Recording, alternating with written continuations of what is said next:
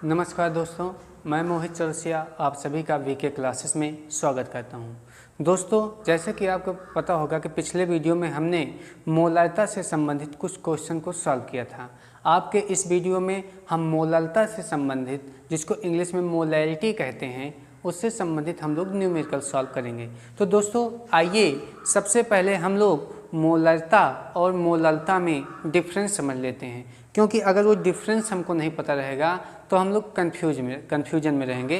देखें कैसे, नाम दोनों का मिलता जुलता है, एक है मोलरता और दूसरा क्या है दोस्तों, मोललता।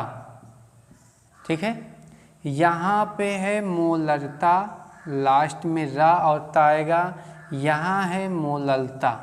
दोनों के फार्मूले को आप समझेंगे कि आपके विलेय के मोलों की संख्या, विलेय के मोलों की जो संख्या होती है, विलेय के मोलों की संख्या अगर वो विलयन के आयतन में, विलयन के आयतन में घोली जाती है, तब समझ जाना वहाँ पर हम लोग क्या निकाल ले रहे हैं, वहाँ पे निकालते हैं मोलरता। और मोलरता को ध्यान देना कैपिटल एम से रिप्रेजेंट करते हैं।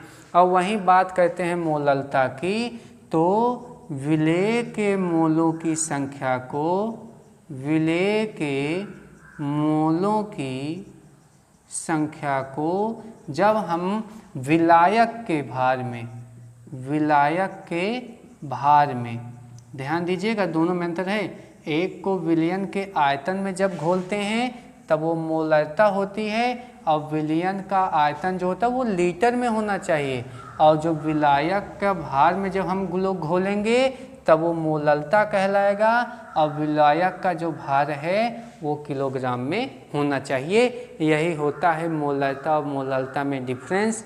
और एक बात ये ध्यान देना, मोलरता जो होती है वो ताप पर निर्भर करती है, मोलरता कभी ताप पर निर्भर नहीं करती है। इसको नोट कर लीजिए। आइए अब हम लोग समझते हैं मोलरता की परिभाषा। तो ध्यान दीजिए दोस्तों कि मोलरता हमारा होता क्या है।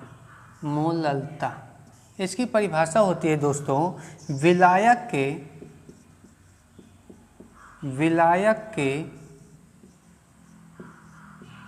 1000 ग्राम में, विलायक के 1000 ग्राम में, 1000 ग्राम में उपस्थित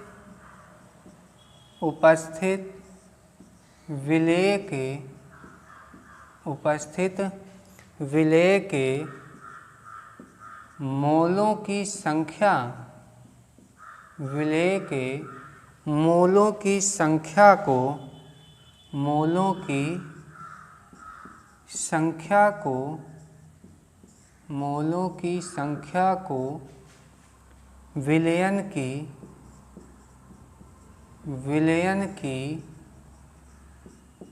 मोलरता कहते हैं। विलयन की मोलरता कहते हैं, विलयन की मोलरता कहते हैं। अब ध्यान दीजिए दोस्तों, अब यहाँ पर क्या है विलायक। जैसे मान लीजिए अगर ये वीडियो इंग्लिश मीडियम वाले देख रहे होंगे तो उनके लिए विलायक को इंग्लिश में बोलते हैं सॉल्वेंट, इसको मोलैलिटी बोलते हैं। और आपका जो विलयन होता है उसको इंग्लिश में बोल देते हैं आपका क्या, सॉल्यूशन। ठीक है, और विलेय को बोल देते हैं सोल्यूट। ठीक है, आइए देखते हैं। आपका जैसे ये कोई, आपका ये एक वेसल हमने लिया और इसमें कोई लिक्विड फिलअप है, ठीक है, या कुछ भी फिलअप है। यहाँ पे जैसे दे दिया गया कि 1000 ग्राम, और आपको तो इतना पता ही होगा कि 1000 ग्राम में आपका कितना किलोग्राम होता है, 1 kg होता है। अब इसमें हमने 50 ग्राम, 100 ग्राम, 200 ग्राम, कुछ भी जो आप डिजॉल्व कहते हैं, घोलते हैं, उसको हम लोग कहते हैं सोल्यूट। सोल्यूट का मतलब विलेय। और यहाँ पे जो भी उपस्थित होगा जिसमें सोल्यूट को मिलाया जा रहा है उसको बोलते हैं विलायक, इंग्लिश में क्या बोलते हैं उसको, सॉल्वेंट। ठीक है, मतलब सोल्यूट को जिसमें डिजॉल्व किया जाता है उसको बोलते हैं सॉल्वेंट, और सोल्यूट और सॉल्वेंट के मिलने से जो तैयार होता है उसको बोलते हैं सॉल्यूशन। सॉल्यूशन का मतलब विलयन। तो ध्यान देना, किसी भी विलयन की जो मोललता होती है, किसी भी विलयन की जो मोललता होती है, इसका फार्मूला होता है क्या दोस्तों, विलेय के मोलों की संख्या, विलेय के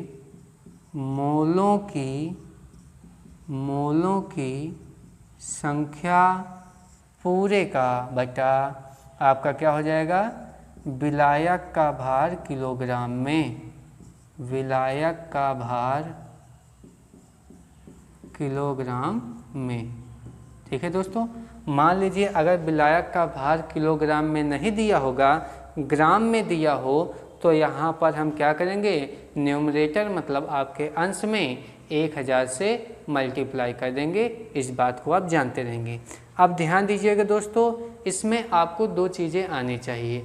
एक, विलेय के मोलों की संख्या को निकालना आना चाहिए। जिनको ना पता हो उनके लिए हम सूत्र लिख दे रहे हैं, विलेय के मोलों की संख्या, विलेय के मोलों की संख्या बराबर, मोलों की संख्या बराबर क्या हो जाएगा, विलेय का भार बटे विलेय का भार पूरे का बटा विलेय का अनुभार, विलेय का अनुभार।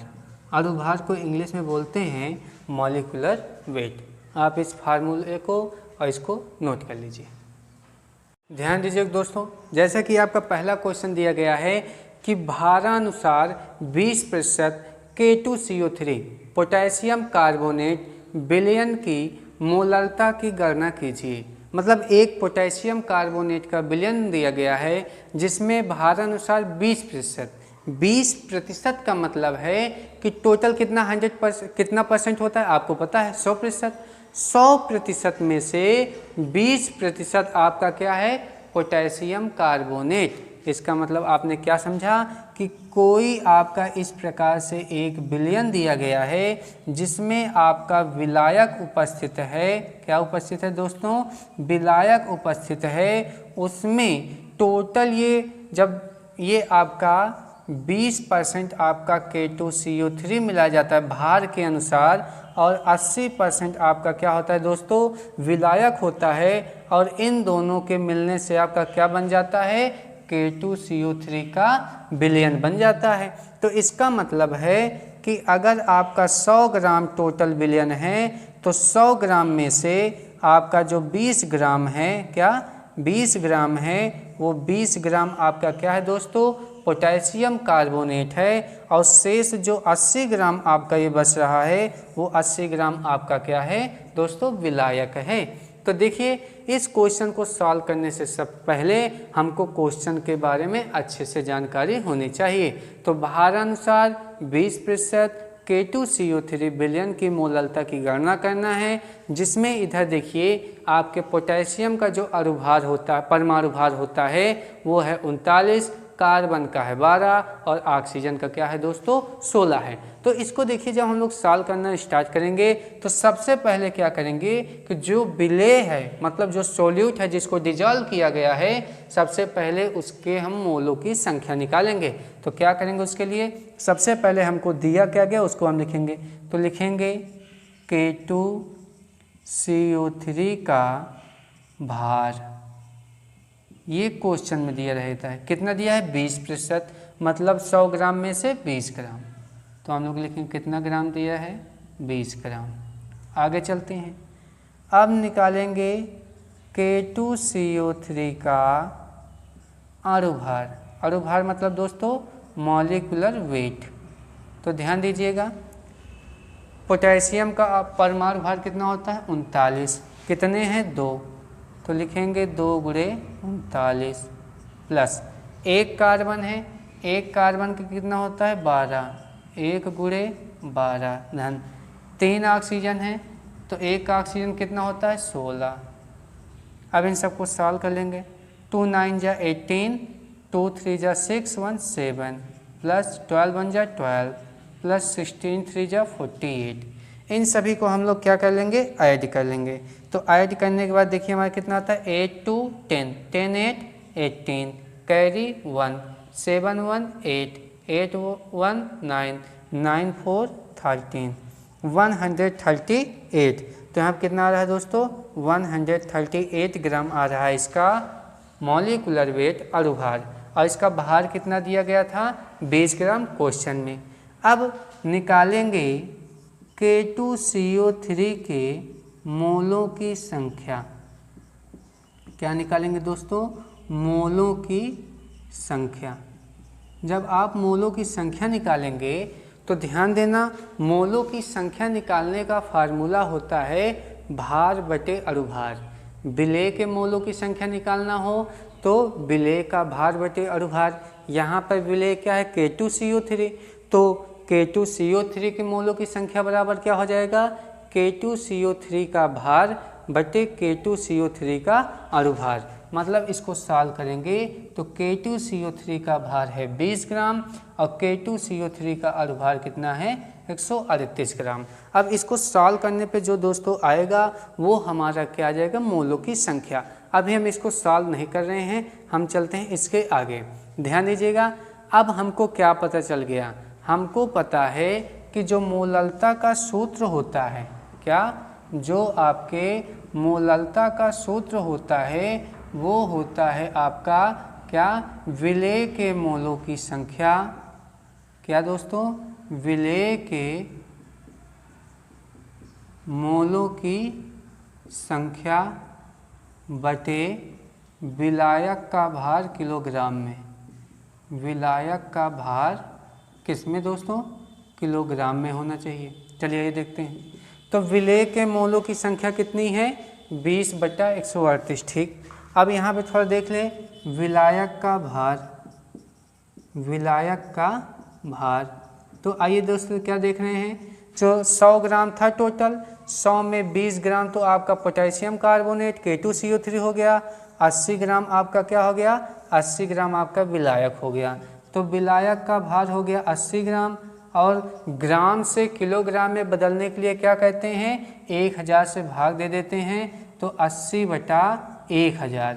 तो मतलब इसको अगर हम सॉल्व करें तो आ जाएगा आपका 0.08 किलोग्राम।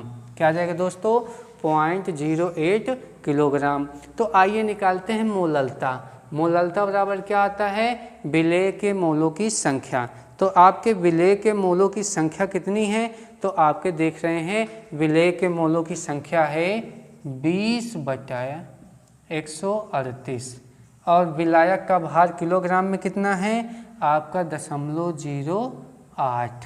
ठीक है, अब इसको जब हम लोग सॉल्व करेंगे तो देखिए सॉल्व करने पे क्या आएगा आपका, इसको हम इस प्रकार से सॉल्व कर सकते हैं 20 बटा 138 गुणे 0.08। और इन सबको हम कैलकुलेट अब करना चाहेंगे। अब देखो दशमलव के बाद कितने अंक हैं, 2 अंक हैं। अगर ऊपर हम 2 जीरो बढ़ा दें तो यहाँ से हम लोग दशमलव को हटा सकते हैं। तो 20 के बाद 2 जीरो कर देंगे तो हो जाएगा 2000, ये आ जाएगा 138 गुणे जब दशमलव हटाएंगे 2 अंक के बाद तो ऊपर 2 जीरो लगा दिए तो यहाँ बचा केवल कितना 8। अब इसको हम सॉल्व कर लेंगे तो 8 2 जा 16 बचेगा 4। ठीक है, तो 8 5 जा 40 आ जाएगा 250। आपका टोटल जो आंसर आ रहा है 250 बटा 138। और इसको जब हम सॉल्व करेंगे तब ये हमारा टोटल जो आएगा वो आएगा 1.81 मोल प्रति किलोग्राम। तो दोस्तों इस प्रकार से हम लोग क्या निकालेंगे, मोललता। फिर से एक बार समझेंगे कैसे करेंगे क्वेश्चन। जो क्वेश्चन में दिया रहे उसमें सबसे पहले विलेय का भार लिखेंगे, फिर उसके विलेय का अणुभार निकालेंगे, फिर उसके मोलों की संख्या निकाल लेंगे, उसके बाद विलायक का भार पता करेंगे, ग्राम में रहेगा तो किलोग्राम में बदलेंगे, फिर मोललता का फार्मूला लगाएंगे, फिर रख के कैलकुलेट कर देंगे, हमारा आंसर आ जाएगा। नोट कर लीजिए। ध्यान दीजिएगा दोस्तों, जो हमारा नेक्स्ट क्वेश्चन है कह रहा है कि 10 ग्राम कास्टिक सोडा को 500 ग्राम जल में घोला गया है। विलयन की मोललता ज्ञात करनी है। हमारा कास्टिक सोडा कितने ग्राम है? 10 ग्राम। ध्यान दीजिए दोस्तों, इस तरह का क्वेश्चन अगर आपको सॉल्व करना है तो आपको इस बात का ध्यान रखना है कि क्वेश्चन में जो आ रहे रासायनिक यौगिक हैं उनका सूत्र आपको पता होना चाहिए। जैसे यहाँ पर देखिए आपके लिए सामने आ गया 10 ग्राम कास्टिक सोडा। अगर आपको कास्टिक सोडा का सूत्र पता है तब तो ठीक, नहीं पता है तो आपके लिए क्वेश्चन है ही नहीं। तो आपको इसके लिए क्या होगा कि हमने अपना एक वीडियो बना के डाला है जिसमें आपको किसी भी रासायनिक यौगिक का सूत्र कैसे बनाएंगे आप उस वीडियो को देख लीजिएगा, तो आपको वहाँ से क्या होगा पता चल जाएगा कि किसी भी रासायनिक यौगिक का सूत्र हम लोग कैसे बनाते हैं या कैसे लिखते हैं। आइए नोट करते हैं। जैसे यहाँ पे कह रहा है कि 10 ग्राम कास्टिक सोडा, तो ध्यान दीजिए दोस्तों, ये जो कास्टिक सोडा होता है, इस कास्टिक सोडा का जो सूत्र होता है वो होता है NaOH। कास्टिक सोडा का सूत्र क्या होता है दोस्तों? NaOH हो जाता है। मतलब इसका है कि NaOH का जो भार दिया गया है आपको, NaOH मतलब कास्टिक सोडा, तो NaOH को जो भार दिया गया है आपको वो कितना दिया गया है? 10 ग्राम दिया गया है। ठीक है ना? आपका जो वेट ऑफ NaOH है वो कितना दिया गया है? 10 ग्राम दिया गया है। उसके बाद कितने ग्राम जल में घोला गया? 500 ग्राम। उसकी हम बाद में बात करते हैं। अब NaOH का भार, क्योंकि NaOH को आप डिजॉल्व कर रहे हो, मतलब ये विलेय है, विलेय का भार पता चल जाए तो विलेय का अणुभार भी निकाल लेते हैं। तो NaOH का अणुभार, ध्यान दीजिएगा, जो सोडियम होता है, सोडियम का परमाणु क्रमांक 11 होता है और परमाणु भार कितना होता है? 23। ऑक्सीजन का परमाणु क्रमांक 8 और परमाणु भार 16, और हाइड्रोजन का परमाणु क्रमांक 1 और परमाणु भार भी कितना होता है? 1 होता है। तो NaOH का Na 1 है मतलब 23, प्लस ऑक्सीजन 1 है मतलब 16, प्लस हाइड्रोजन 1 है मतलब 1, तो 23 और 16 आपका आ जाएगा 39, और 39 में 1 जोड़ेंगे तो टोटल आएगा 40। मतलब NaOH का आपको क्या मिल गया? अणुभार आ गया। अब जब ये अणुभार, भार और अणुभार पता चल जाता है तब निकालते हैं मोलों की संख्या। तो NaOH के मोलों की संख्या, तो NaOH के जो मोलों की संख्या निकालेंगे तो आपका आएगा भार बटे अणुभार। आपका आ जाएगा 1 0 से 1 0 कैंसिल हो जाएगा और ये आ जाएगा 1/4। इसको सॉल्व करने पर, चाहे अभी सॉल्व कर ले चाहे आगे हम सॉल्व कर लेंगे, तो यहाँ पे मोलों की संख्या हमको पता चल गई। अब हमको क्या पता करना होता है दोस्तों? क्योंकि फार्मूला होता है मोललता का, मोललता बराबर विलेय का भार बटे आपका मोललता का सूत्र होता है विलेय के मोलों की संख्या बटे विलयन का, विलायक का आकार, विलायक का भार किलोग्राम में। तो यहाँ पे ध्यान दीजिएगा, हम लिखेंगे विलायक का भार। क्या लिखेंगे दोस्तों? विलायक का भार। तो विलायक का भार कितना दिया गया है आपको? ध्यान देंगे तो विलायक जिसमें घोला जा रहा है 500 ग्राम जल है, तो विलायक का भार कितना हो गया आपका? 500 ग्राम। अब 500 ग्राम को हमको चेंज करना होगा किलोग्राम में, तो किलोग्राम में चेंज करने के लिए क्या करते हैं हम लोग? 1000 से इसमें भाग दे देते हैं। ठीक है, ग्राम को किलोग्राम में बदलने के लिए 1000 से हम लोग क्या कर देंगे? भाग दे देंगे। अब हमको निकालना क्या है? हमको निकालना है मोललता। मोललता का फार्मूला रख के सॉल्व कर लेंगे। तो मोललता बराबर होता क्या है? होता है विलेय के मोलों की संख्या, विलेय के मोलों की संख्या बटे विलायक का भार किलोग्राम में, विलायक का भार किलोग्राम में। आइए सॉल्व। तो देखिए विलेय के मोलों की संख्या कितनी है? तो विलेय के मोलों की संख्या आपकी है, विलेय क्या है आपका? NaOH, कास्टिक सोडा को घोला गया है, तो NaOH के मोलों की संख्या कितनी आई है आपके? 1/4। और आपका क्या कहते हैं? विलायक का भार कितना दिया गया है आपका? 500 ग्राम। 500 ग्राम को इसको यहीं पे सॉल्व कर लेते हैं, 0 कैंसिल, 5 1 जा 5, 5 2 जा 10, मतलब 1/2। तो आपके विलायक का भार कितना दिया गया है? 1/2। अब इसको जब हम लोग सॉल्व करेंगे तो हो जाएगा क्या? 1/4 इंटू ये हो जाएगा 2/1, 1/4 इंटू, जब ये रेशियो ऊपर जाएगा तो ये हो जाएगा 2/1, 2 1 जा 2, 2 2 जा 4, टोटल आएगा 1/2 और 1/2 को सॉल्व करेंगे तो आपका आएगा 0.5 मोल पर kg। नोट कर लीजिएगा। नेक्स्ट क्वेश्चन देखिए है हमारा 20 gram sodium carbonate. Sodium carbonate को हम लोग धावन सोडा के भी नाम से जानते हैं और सोडियम कार्बोनेट का जो सूत्र होता है वो होता है Na2CO3। क्या कह रहा है, 20 ग्राम सोडियम कार्बोनेट को 1000 ग्राम जल में घोलने पर विलयन की मोललता क्या होगी, ये हमको बताना है। तो दोस्तों 20 ग्राम सोडियम कार्बोनेट को घोल रहे हो, मतलब विलय क्या है हमारा, सोडियम कार्बोनेट। तो सोडियम कार्बोनेट का सूत्र हमने क्या बताया, Na2CO3। तो Na2CO3 का जो भार है वो कितना दिया गया है, वो दिया गया है आपका 20 ग्राम दिया गया है। ठीक, उसके बाद हमको क्या, जब भार पता चल जाए तो हमको क्या निकालना रहता है, उसका निकालना रहता है अणुभार। तो Na2CO3 का अणुभार कितना सोडियम है, 2 सोडियम है। एक सोडियम का कितना होता है, 23 होता है। तो 2 × 23 प्लस आपका एक कार्बन है, एक कार्बन का कितना होता है, एक कार्बन का परमाणु क्रमांक 6 होता है और परमाणु भार होता है 12।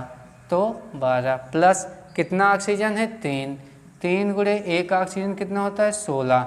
अब इसको Na2CO3 जब सॉल्व करेंगे तो 23 दूना 23, 2 जा 46, 12 1 जा 12 और 16 3 जा 48। अब इसको जब हम लोग सॉल्व करेंगे तो देखिए 48 में जब 12 सॉल्व करेंगे तो ये आ जाएगा 60 और 60 में जब 46 सॉल्व करेंगे, ऐड करेंगे, तब आपका आ जाएगा ये लगभग 106, एग्जैक्ट 106 ग्राम आएगा। अब देखो हमको पता चल क्या गया है, हमको पता चला है भार और अणुभार। जब भार और अणुभार पता चल जाए तब हमको क्या निकालना होता है, तब हम निकालते हैं मोलों की संख्या।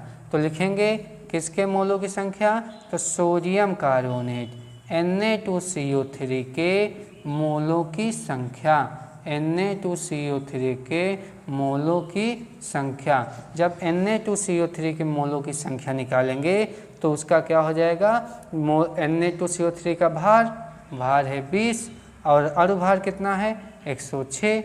इसको सॉल्व कर लेंगे तो 2 10 जा 20 और 2 5 जा 10 और 2 3 जा 6, मतलब 10/53।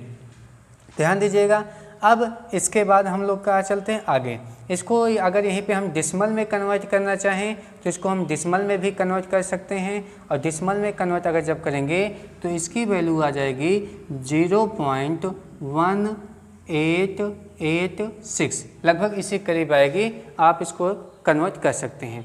उसके बाद देखिए हमको दिया गया है विलायक। विलायक में क्या दिया गया है, तो देखेंगे विलायक में दिया गया है 1000 ग्राम जल। तो विलायक का जो भार है वो कितना दिया गया है, वो दिया गया है 1000 ग्राम। 1000 ग्राम को हम किलोग्राम में बदलेंगे कितना हो जाएगा, 1 किलोग्राम। ठीक है दोस्तों, क्योंकि 1 किलोग्राम बराबर कितना होता है, 1000 ग्राम होता है। तो हमको मोलों की संख्या भी पता चल गई है और विलायक का भार किलोग्राम में बदल लिए हैं। तो मोललता का सूत्र क्या होता है, मोललता बराबर होता है विलेय के मोलों की संख्या, विलेय के मोलों की संख्या बटे विलायक का भार किलोग्राम में। अब देखो विलेय के मोलों की संख्या कितनी है, 0.1886 और पूरे का बटा। अब ध्यान दीजिए आपका जो विलायक का भार है, वो विलायक का भार कितना है, वो है आपका 1 किलोग्राम। ये दिया गया है मोल में, ये दिया गया है किलोग्राम में, और इसको सॉल्व करने पे टोटल वैल्यू कितनी आ जाएगी, 0.1886 मोल पर kg। नोट कर लीजिए। ध्यान दीजिए दोस्तों, नेक्स्ट क्वेश्चन हमारा दिया गया है सिल्वर नाइट्रेट के 1 बिलियन की मात्रा 275.5 ग्राम है। उसमें 25.5 ग्राम सिल्वर नाइट्रेट विलेय है। विलयन की मोललता ज्ञात कीजिए। इसको पहले विथ फिगर समझते हैं, जब फिगर के माध्यम से हम समझ जाएंगे तब हमको ये क्वेश्चन आने लगेगा। आइए देखते हैं। जैसे हमारे पास देखिएगा यहाँ पर एक ये बर्तन है, समझ लीजिए। इस बर्तन में सिल्वर नाइट्रेट को मिलाया गया है। सिल्वर नाइट्रेट का सूत्र क्या होता है? AgNO3। सिल्वर नाइट्रेट को मिलाकर एक विलयन तैयार किया गया है और जिसका जो टोटल वेट है वो दिया गया है 275.5 ग्राम। मतलब अगर इसको जल में घोला गया होगा तो सिल्वर नाइट्रेट और जल दोनों को मिलाकर कितना ग्राम है आपका? 275.5 ग्राम है।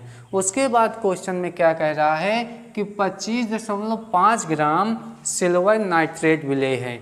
मतलब जिसके साथ जो भी विलायक इसमें मिलाया गया होगा, विलेय AgNO3 को जिस विलायक में घोला गया है, विलायक सहित उसका भार था कितना? 275.5 ग्राम।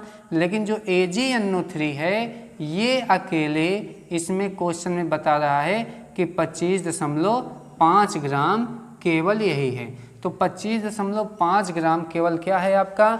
25.5 ग्राम केवल और केवल सिल्वर नाइट्रेट है। तो विलेय कौन है? सिल्वर नाइट्रेट है। तो सिल्वर नाइट्रेट का दोस्तों जो सूत्र होता है वो होता है AgNO3। तो AgNO3 का जो भार है वो हमको कितना दिया गया है? AgNO3 का भार दिया गया है 25.5 ग्राम। AgNO3 का भार कितना दिया है दोस्तों? 25.5 ग्राम। अब हमको अगला क्या है? अगला है AgNO3 का। जब भार पता चल जाए तो आपको इतना न्यूमेरिकल लगवा दी है कि आपको पता चल गया है कि भार के बाद अणुभार ही निकालना है। तो AgNO3 का जो अणुभार आ जाएगा, ध्यान दीजिएगा, Ag जो है इसका जो क्या कहते हैं आपका होता है परमाणु भार, वो होता है 108।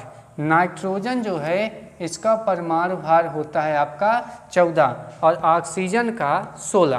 तो इसको सॉल्व करेंगे तो Ag का 108, नाइट्रोजन का 14 और ऑक्सीजन का 3 ऑक्सीजन है तो एक का तो 16 होता है। तो 108 धन 14 प्लस 16 3 48। ठीक है।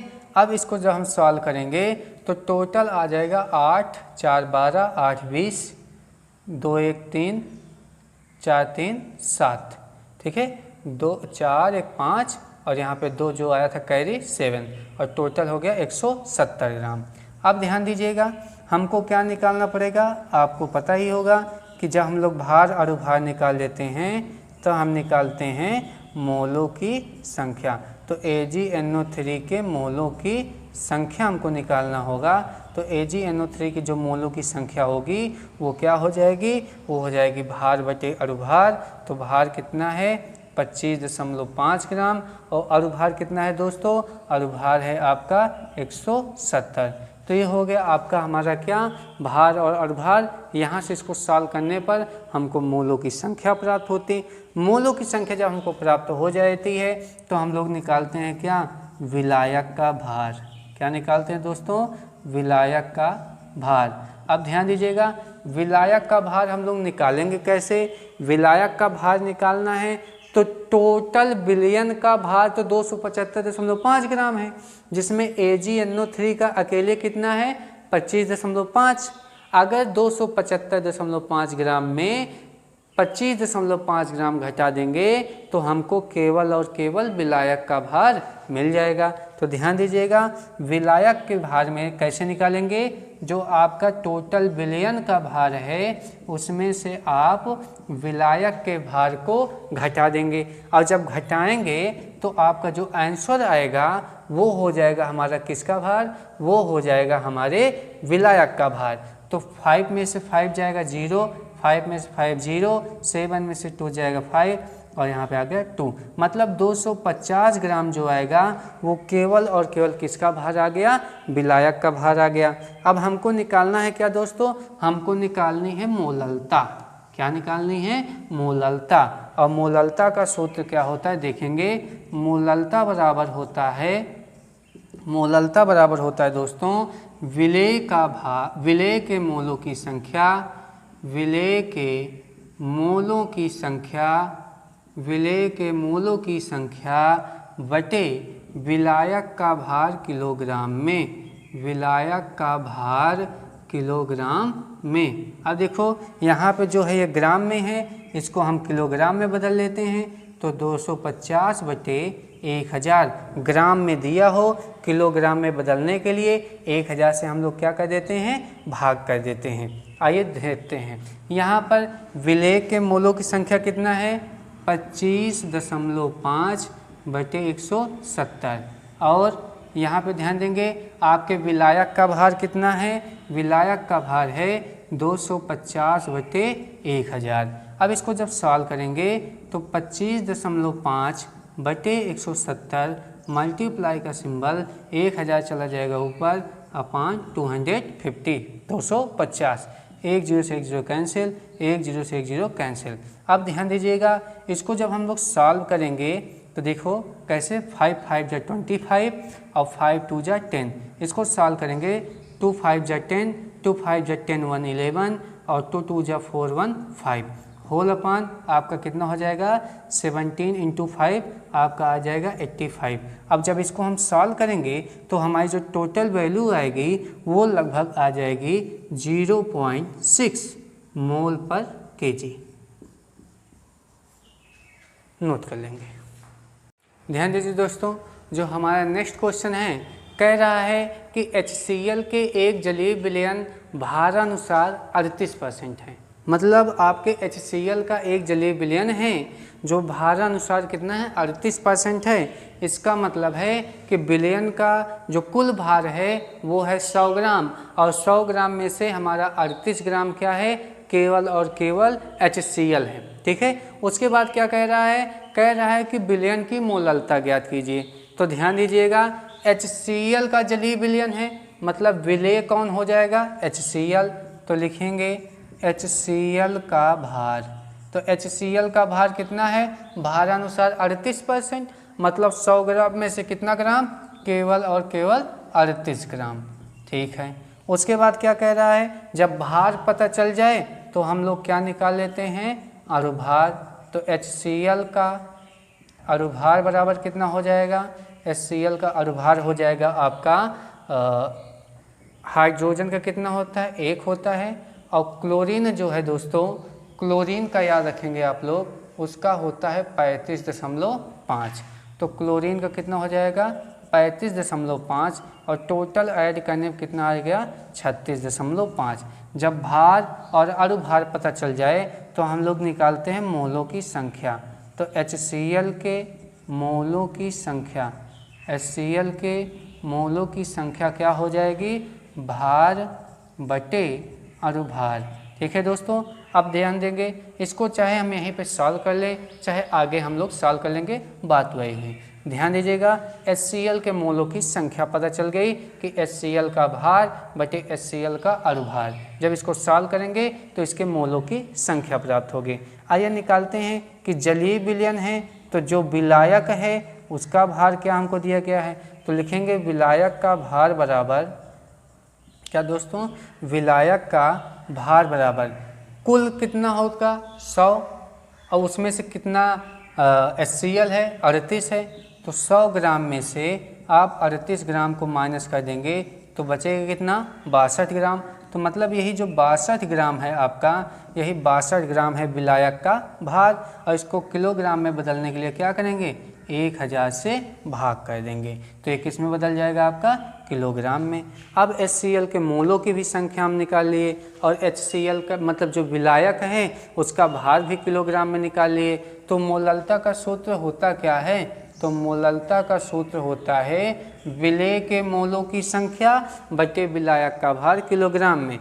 तो विलेय के मोलों की संख्या कितनी है, विलेय के मोलों की संख्या है 38 बटे 36.5 और जो आपका विलायक का भार है वो कितना है, वो है दोस्तों आपका 62 बटे 1000। इसको अब हम सॉल्व करेंगे तो ये हो जाएगा 38 बटे 36.5 गुणे 1000 बटे 62। इसको सॉल्व करेंगे, 2 से काटेंगे तो आ जाएगा 31, 2 से काटेंगे तो आ जाएगा 19। अब 5 से काट दें, 5 सत्ते 35, बचा 1, 5 तिहाई 15, दशमलव लगा रहेगा।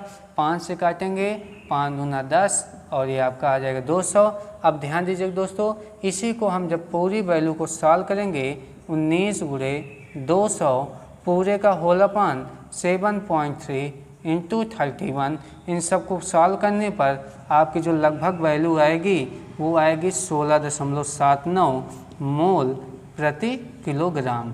तो ध्यान दीजिए दोस्तों, आज हमने आपको कुल 5 क्वेश्चन लगवाए और मोलरता से संबंधित कुछ जानकारियाँ दें। नेक्स्ट वीडियो में आपसे हम जब मिलेंगे तो वहाँ पे हम लोग सॉल्व करेंगे मोल प्रभाव से संबंधित न्यूमेरिकल। तो आप इस वीडियो को ज़्यादा से ज़्यादा शेयर करें, उन सभी के पास ये पहुँचे जिनको केमिस्ट्री के न्यूमेरिकल की आवश्यकता है। और आपको ये वीडियो कैसा लगा आप इसको कमेंट में ज़रूर बताएं। धन्यवाद।